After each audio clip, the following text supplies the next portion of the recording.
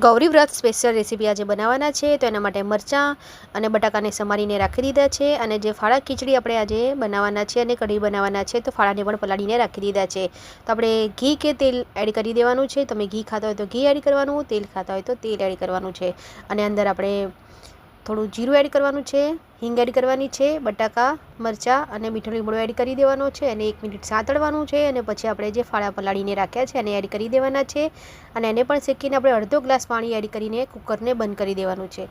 અને આપણે કઢી બનાવવા માટે આપણે ખાટી છાશ લીધી છે, અને એની અંદર આપણે ઘઉંનો 2 ચમચી લોટ એડ કરી દીધો છે, અને આવી રીતે આપણે મિક્સ કરી લેવાનું છે. અને આપણે ફરી એક તપેલી લીધી છે, એની અંદર આપણે તેલ એડ કરી દીધું છે, જીરું અને હિંગ એડ કરી છે, મીઠા લીમડાના પત્તા, મરચાં અને આદુને છીણીને આપણે ઉપરથી એડ કરી દીધું છે. અને જે આપણે મિક્સ કરીને બેટર બનાવીને રાખ્યું છે એને એડ કરી દેવાનું છે, અને આને ઉકળવા દેવાનું છે.